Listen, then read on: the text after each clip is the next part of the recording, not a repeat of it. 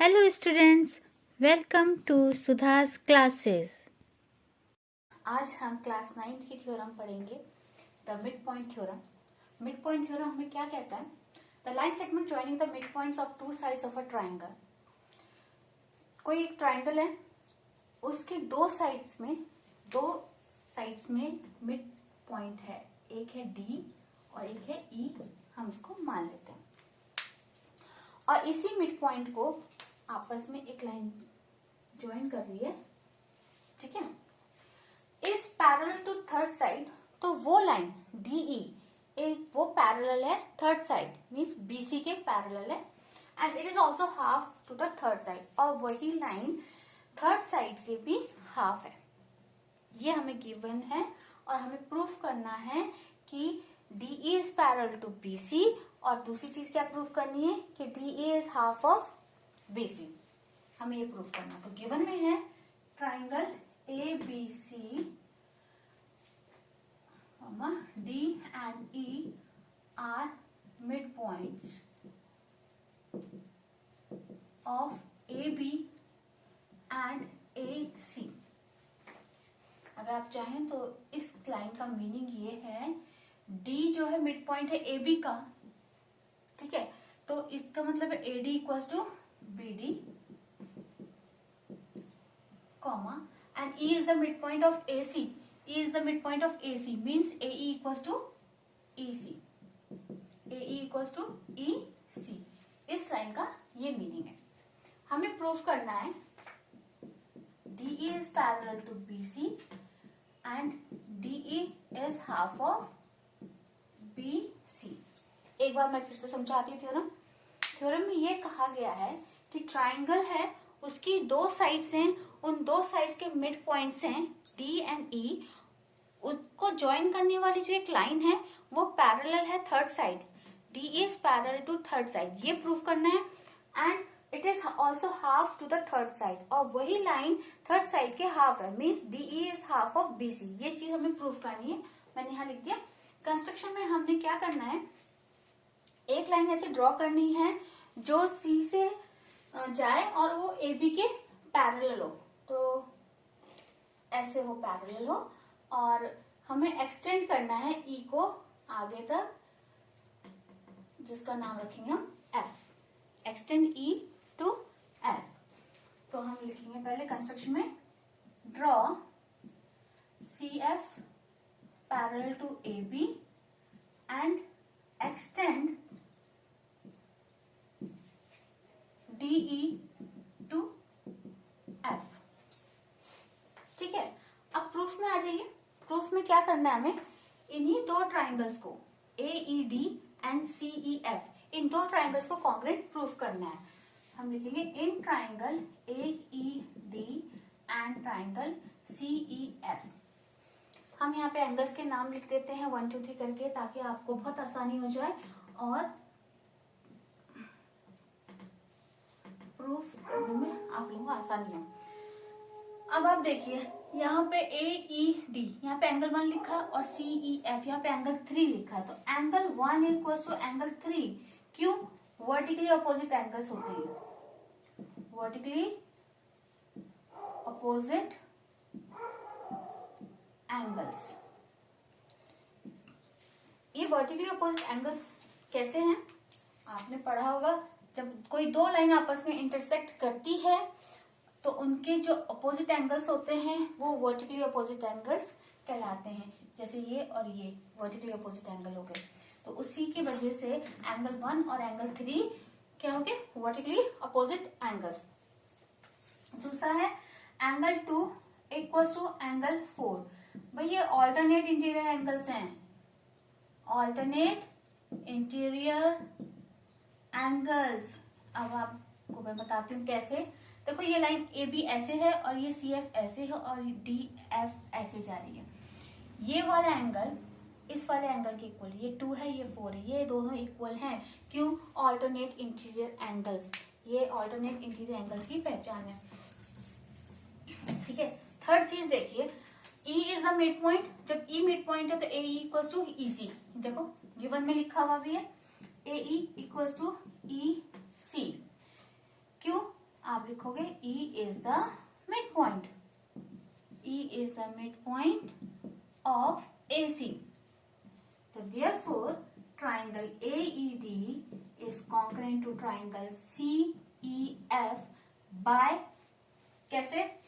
ये भी एंगल है, ये भी एंगल है, ये side angle, angle side AAS. ठीक है, दोनों ट्राइंगल्स हमने कॉन्ग्रेंट प्रूफ कर दिए बाय AAS. जब दो ट्राइंगल्स कॉन्ग्रेंट हो जाते हैं तो उनके साइड्स इक्वल हो जाती हैं, उन दो ट्राइंगल्स के एंगल्स इक्वल हो जाते हैं.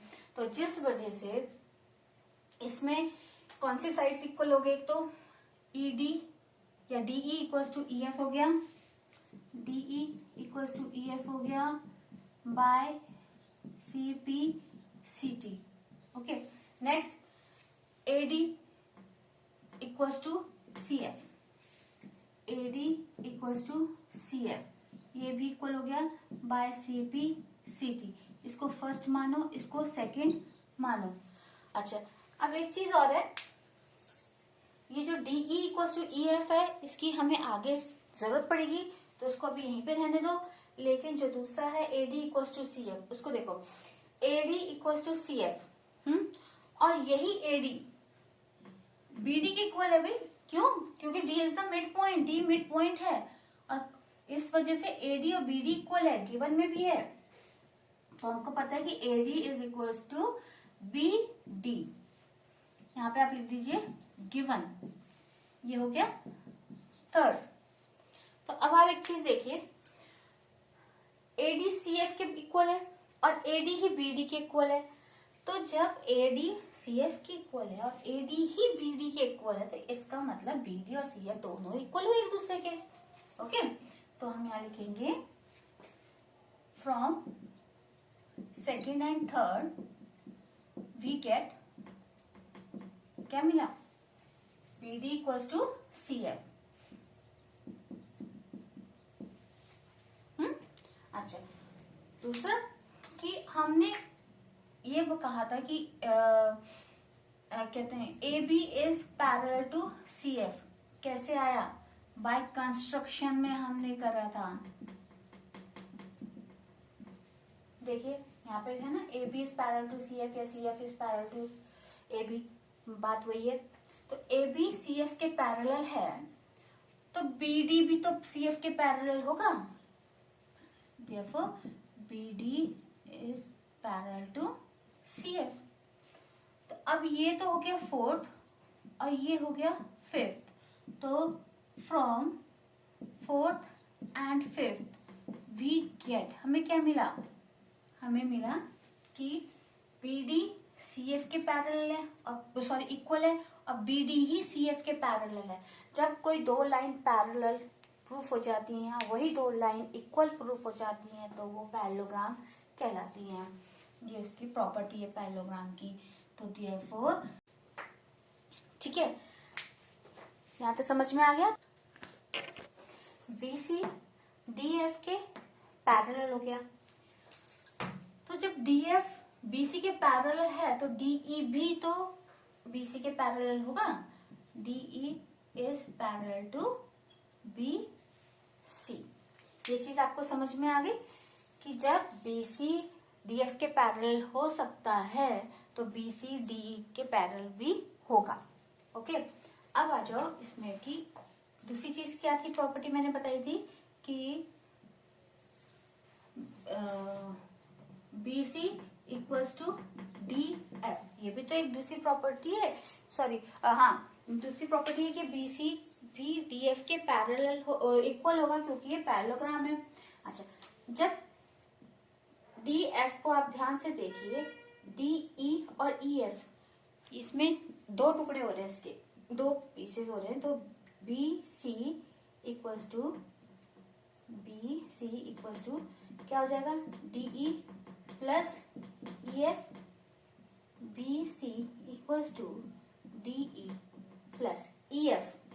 आपको मैंने यहाँ पे बताया था, जब ये दो ट्राइंगल्स हमने यहाँ पे कॉन्क्रेंट प्रूफ करे थे, मैंने आपको यहाँ बताया था कि इसकी हमें आगे जरूरत पड़ेगी.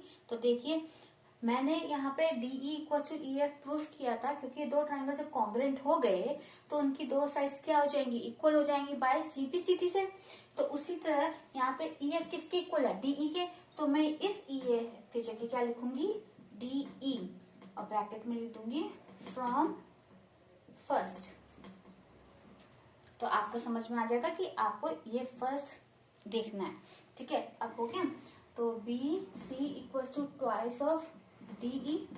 अब इस 2 को मैं BC के नीचे लिख दूंगी, तो BC अपॉन में 2 equal to DE, and DE is half of BC।